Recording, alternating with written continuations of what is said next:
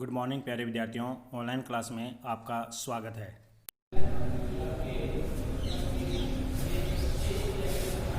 हाँ तो प्यारे विद्यार्थियों, आज हम बात करते हैं कक्षा 8 के लिए अध्याय 2 दूसरे अध्याय के ये प्रश्न है। इन प्रश्नों को आप अपने नोटबुक में उतार लें और इनको याद करें। सबसे पहला प्रश्न है, भारतीय मरुस्थल से आप क्या समझते हैं? मरुस्थल का अर्थ है रेगिस्तान, ठीक है, जो अपने राजस्थान के 12 जिलों में स्थित है। तो वही हमारा भारतीय महामरुस्थल है। तो भारतीय महामरुस्थल से आप क्या समझते हैं? तो इसका उत्तर है राजस्थान में बाड़मेर, जैसलमेर, बीकानेर में स्थित मरुस्थलीय भूभाग को भारतीय महामरुस्थल कहते हैं। यानी आपका बाड़मेर, जैसलमेर और बीकानेर, इन जिलों में सबसे ज्यादा मरुस्थल का प्रभाव है और इसे ही हम भारतीय मरुस्थल के नाम से जानते हैं। दूसरा प्रश्न है, मरुस्थलीय वनस्पति की विशेषताएं लिखिए। यानी कि इस मरुस्थल में पाई जाने वाली जो वनस्पति है वो वनस्पति उसकी क्या क्या विशेषताएं, देखने में कैसे वो लगती है। तो मरुस्थलीय वनस्पति की लंबाई एक तो कम होती है, पत्तियां छोटी होती है, वह मोटी होती है, साथ साथ तना छोटा और जड़ें ज्यादा गहरी होती है। जैसे आप खेजड़ी को देख लीजिए, लंबाई तो है, जो वनस्पति यानी छोटे छोटे जो पेड़ पौधे हैं उनमें लंबाई कम, पत्तियां छोटी छोटी, अच्छा, और मोटी होती है, तना उसका मोटा होता है, लेकिन जड़ें बहुत ज्यादा गहरी होती है। क्यों? कि पानी की तलाश में जड़ें और ज्यादा गहरी वो चली जाती है। अगला है आपके अरावली पर्वत का विस्तार। यानी कि अरावली पर्वत है वो कहां से शुरू होकर के और कहां तक जाती है? तो अरावली पर्वत का विस्तार है दक्षिण में गुजरात के खेड़ ब्रह्मा से लेकर, यानी गुजरात जिले के खेड़ ब्रह्मा से लेकर के और उत्तर दिशा में दिल्ली तक लगभग 692 किलोमीटर लंबाई में स्थित है। तो दक्षिण दिशा से गुजरात के खेड़ ब्रह्मा से लेकर के उत्तर में दिल्ली तक 692 किलोमीटर लंबी अरावली पर्वतमाला का विस्तार है वो देखने को मिलता है। अगले प्रश्न आपके, थार के मरुस्थल में राजस्थान की कितनी जनसंख्या निवास करती है? यानी ये जो थार का मरुस्थल है, यहाँ पर पूरे राजस्थान की जनसंख्या का कितना प्रतिशत निवास करती है? तो थार के मरुस्थल में राजस्थान की जनसंख्या का लगभग 40% जो भाग है वो निवास करता है। अगला प्रश्न है, थार के मरुस्थल में पाई जाने वाली किन्हीं 3 घास के नाम लिखिए। तो थार के मरुस्थल में वो कौन कौन सी घास पाई जाती है? तो उनमें से आपको किन्हीं 3 का नाम लिखना है। तो सबसे पहले है सेवन घास, दूसरा आपके धामन घास और तीसरा करण घास। तो ये थार के मरुस्थल में पाई जाने वाली विभिन्न घासों के नाम हैं जो कि पाई जाती है। तो सेवन घास है आपके, धामन घास और करण घास, ये घास थार के मरुस्थल में देखने को मिलती है। अब आपका अगला प्रश्न है, अगला प्रश्न लिखते हैं हम, राजस्थान के राज्य पुष्प एवं राज्य वृक्ष का नाम लिखिए। राजस्थान के आपका छठा क्वेश्चन है, राजस्थान के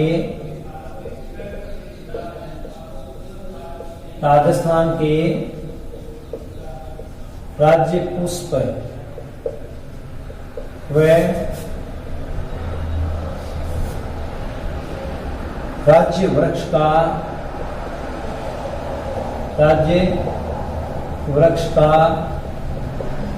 नाम लिखिए। तो राजस्थान के राज्य पुष्प, ये आपके राज्य पुष्प है आपके रोहिड़ा, जो केवल राजस्थान में ही देखने को मिलता है। और राज्य वृक्ष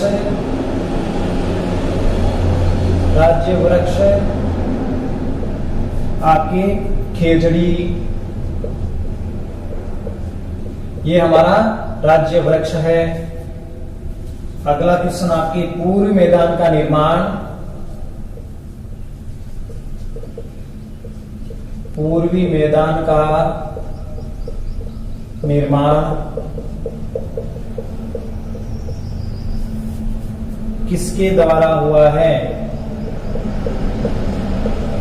किसके द्वारा हुआ है? तो इसका उत्तर है पूर्वी मैदान का निर्माण, पूर्वी मैदान का निर्माण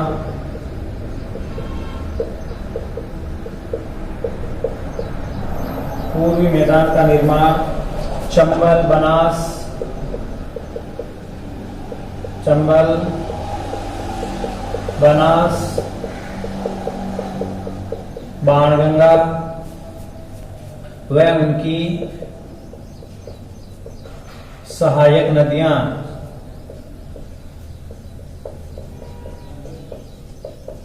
व उनकी सहायक नदियों द्वारा हुआ है।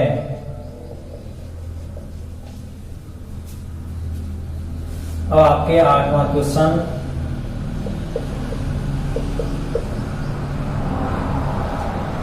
राजस्थान में औसतन वार्षिक वर्षा कितनी होती है? राजस्थान में औसतन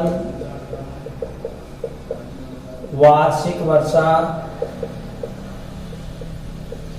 वार्षिक वर्षा कितनी होती है?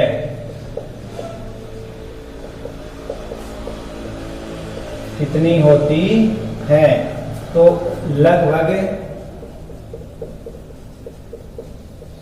57.51 सेंटीमीटर, सेंटीमीटर। अब आपके नवा क्वेश्चन, किन्हीं चार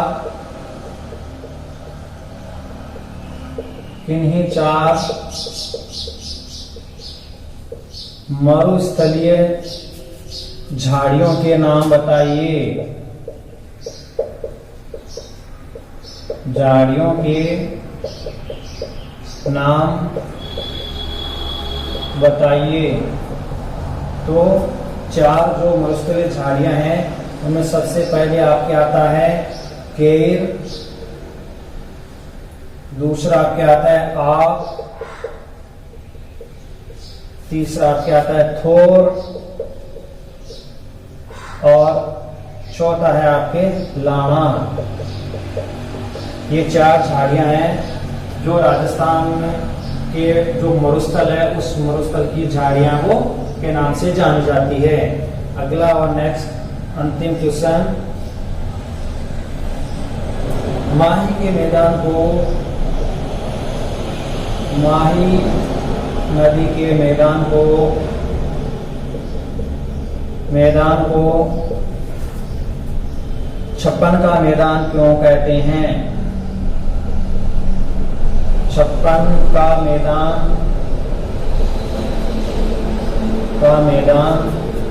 क्यों कहा जाता है? क्यों कहा जाता है?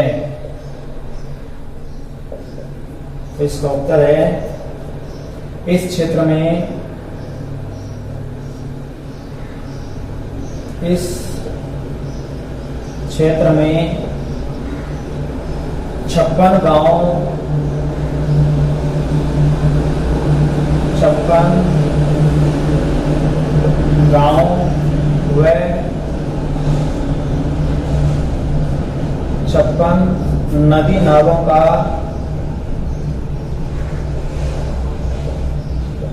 नालों का समूह है होने के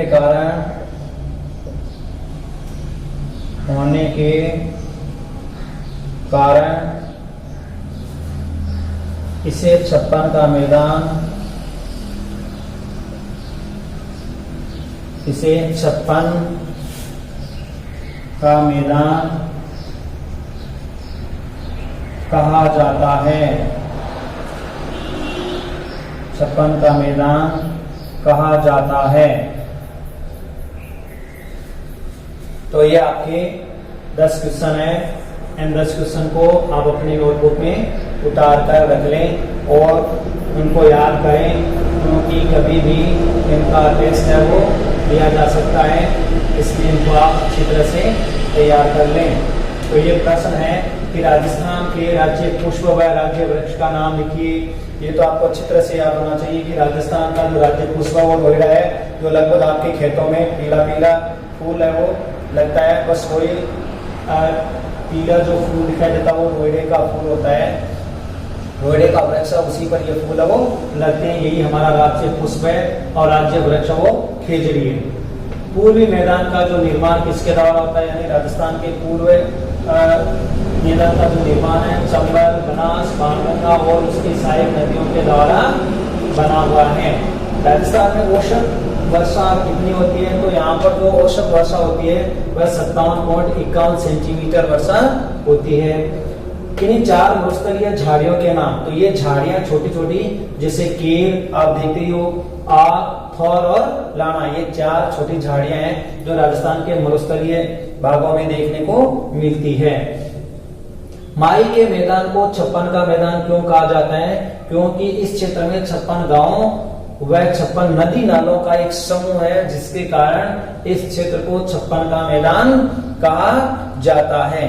तो ये प्रश्न है, इन प्रश्नों को आप अच्छी तरह से अपनी नोटबुक में उतार लें, याद करें, और यदि समझ में न आए तो आप दोबारा इन प्रश्नों को आप निश्चित रूप से वीडियो में व्हाट्सएप ग्रुप पर